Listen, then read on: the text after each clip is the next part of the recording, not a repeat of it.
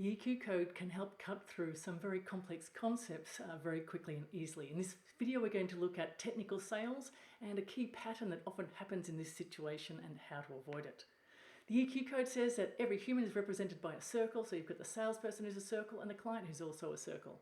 And everything else is represented by a square, so the product and all the features and benefits of that product can be represented by a square.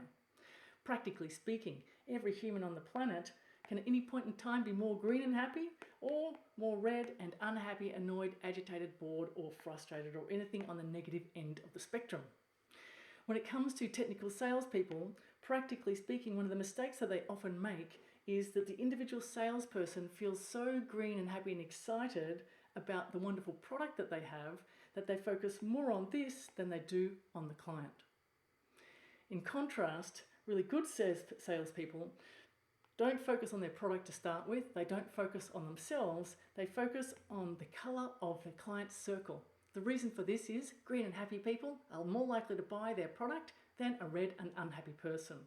When they focus on the client, first of all, they check the color and make sure that the client feels good before they even start worrying about talking about their product. And they'll often talk about the squares that the client has in their life. What are their red squares? What are their green squares? What things make them feel good and what things make them feel bad? This focus of circle-to-circle connection, rather than trying to sell my square to the circle, is a fundamental issue for many technical individuals. So if this is you, core concept is just focus on the color of the circle in front of you. Are they green and happy? If so, then it might be a time to start talking about your product. But if they're red and not, don't do that at all.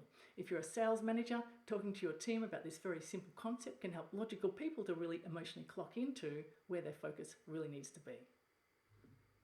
If you like this video, please click subscribe. Feel free to share it and reach out if you'd like to know more about social and emotional patterns that we can see with the EQ code. Thank you.